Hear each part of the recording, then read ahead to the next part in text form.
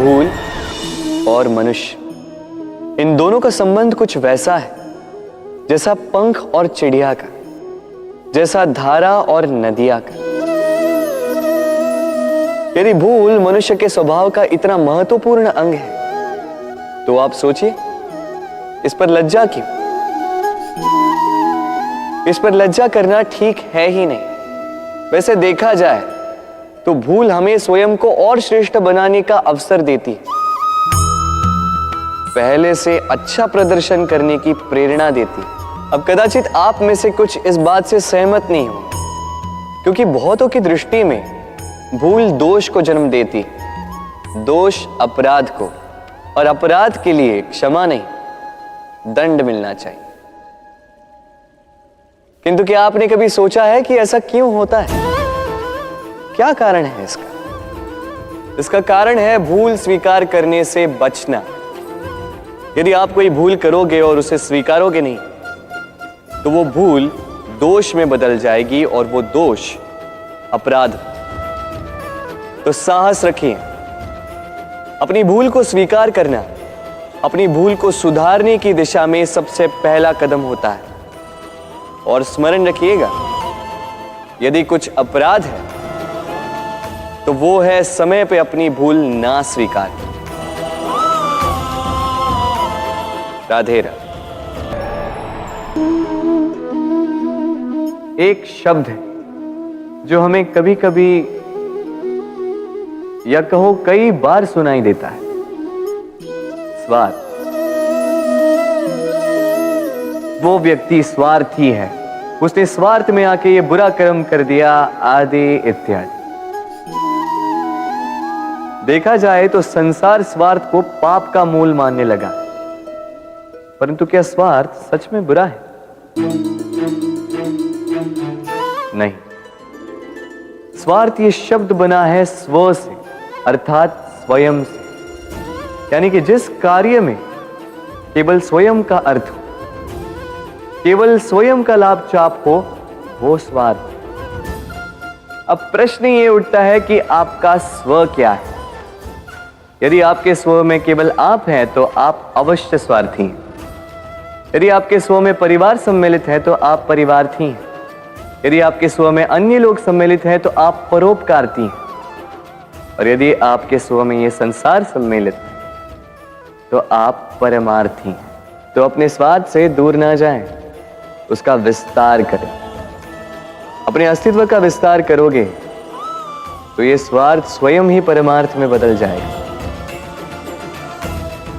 राधे राधे। भाग्य, कितना सुंदर शब्द है ये भाग्य, किंतु जितना सुंदर है उतना ही रहस्यमय भी है। कब क्या हो जाए कोई नहीं जानता। लोग कहते हैं कि भाग्य में जो लिखा है उससे अधिक कुछ नहीं मिलता, उससे कम भी कुछ नहीं मिलता। नियति की जो लिखी है वो कभी नहीं मिटती। किंतु कोई ये नहीं समझता कि नियति आपकी नीयत से बदलती है। यदि आप शुभ विचार रखेंगे, शुभ कर्म करेंगे तो नियति आपके साथ अशुभ होने ही नहीं देगी। कभी आकाश में पंछी को देखिए, वो कभी भी भाग्य पर निर्भर नहीं रहता। चाहे कितना भी तूफान आए, कैसी भी हवा चले, घूमता है एक एक तिनका उठाकर, अपना सौभाग्य, अपना घर स्वयं बनाता है, अपनी संतान को अस्तित्व में लाता है, उसका पालन पोषण करता है, उसे उड़ना सिखाता है, भाग्य पर निर्भर कभी नहीं रहता। और यही बात हमें भी तो सीखनी। स्मरण रखिएगा, आपका भाग्य कोई लिखी हुई नियति नहीं है। आपका भाग्य वो सत्य है जो दिन प्रतिदिन आप स्वयं लिखते हैं, कुछ अपने परिश्रम से, कुछ आपकी नियत से। राधे राधे। सुरक्षा व्यक्ति के लिए आवश्यक होती है, किंतु यही व्यक्ति की सबसे बड़ी शत्रु भी होती है। कैसे?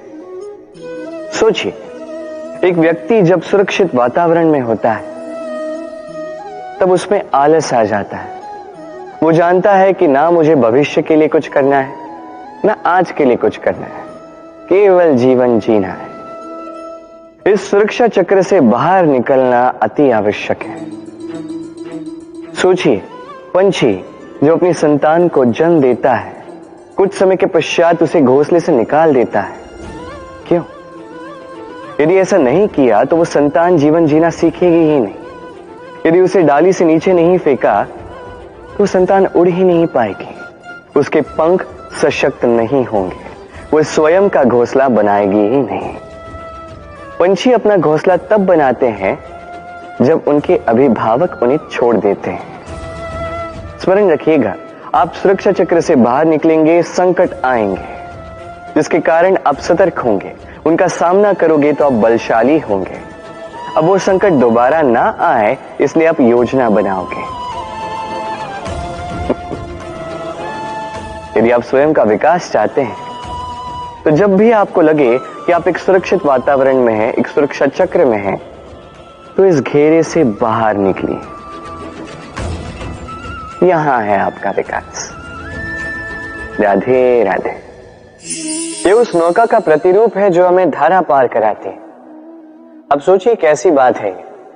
वो विशाल नौका जो हमें धारा पार कराती है, उसका निर्माण धारा में नहीं, धरा पर होता है। और यदि हम इसे नदी तक पहुंचाना चाहें तो हमें आवश्यकता होती है किसी बैलगाड़ी की अथवा अश्वगाड़ी की। उसमें रख के इसे ले जाते हैं। अब यदि मार्ग में कोई नदी आ जाए, कोई धारा आ जाए और उसे पार करना हो तो इस बार नौका पर उस गाड़ी को रखा जाता है और फिर पार किया जाता है। अर्थात ये यात्रा संपूर्ण हो ही नहीं सकती यदि दोनों का सहयोग ना होता। इसीलिए ये कहावत है, कभी नौका तो कभी गाड़ी। ये हमारे जीवन में अत्यंत महत्वपूर्ण है। हमारे संबंधों में अत्यंत महत्वपूर्ण है संयोग। सदैव साथ मिलकर चले, सदैव संयोग करें, सदैव सुखी रहेंगे। राधे राधे। व्यक्ति का व्यक्तित्व कैसे बनता है? आपको क्या लगता है? व्यक्ति जन्म से अपना प्रारब्ध लेकर आता है? क्या आपको लगता है कि यह प्रकृति व्यक्ति के लिए उसकी नियति लिखकर देती है? नहीं, ऐसा कदापि नहीं होता। मैं आपको समझाता हूं। जब भी वर्षा होती है, किसी बूंद को देखिए। अब ये बूंद जहां गिरेगी उस पर निर्धारित करता है कि आगे क्या होगा। यदि ये बूंद गिरती है किसी खेत में तो ये किसी नए पौधे को जन्म देगी। यदि वो गर्म तवे पर गिरी तो स्वयं को भस्म कर देगी। यदि वो किसी सर्प के मुख में गिरती है तो विष बन जाती है। सीप के मुख में गिरती है तो मोती बन जाती है। यदि वही किसी पत्ते पे गिरे तो ओस बन जाती। एक ही बूंद, किंतु उसकी संगत, उसका भविष्य और उसका व्यक्तित्व निर्धारित करती है। अब वो तो केवल एक बूंद है, उसके हाथ में है केवल गिरना। कहां, वो भी वो निर्धारित नहीं कर सकते। किंतु आप मनुष्य हैं। आप चुन सकते हैं कि आपकी संगत क्या होगी, किन लोगों के साथ आप पलेंगे बढ़ेंगे। तो अच्छे से कीजिए, क्योंकि ये चयन आपका होगा, क्योंकि ये जीवन आपका है, भविष्य आपका है। अब महान बनना है या नहीं, ये निर्णय भी आप ही का होगा। आइए मेरे साथ प्रेम से कहिए, राधे राधे। मनुष्य का स्वभाव होता है सदैव वही बोलना चाहता है, कभी किसी की सुनना नहीं चाहता। किंतु उसका ये स्वभाव उसे एक बहुत बड़े ज्ञान से दूर रखता है, सामने वाले व्यक्ति के व्यक्तित्व के ज्ञान से दूर। इसलिए यदि आप किसी को पहचानना चाहते हैं, उन्हें समझना चाहते हैं, तो उन्हें रोकें, बस बोलने दें। क्योंकि व्यक्ति का व्यक्तित्व होता है उसके शब्दों में और उसका वास्तविक रूप छिपा होता है उसकी बोली के पीछे। बोलने दें, धीरे धीरे करके आप सब समझ जाएंगे। यही अंतर होता है एक साधारण पुरुष में और एक महापुरुष में। एक किसी को बोलने नहीं देता और एक सबकी सुनता। तो चयन आपका होगा। आप साधारण बनना चाहते हैं या असाधारण, क्योंकि ये भविष्य आप ही का है। राधे राधे।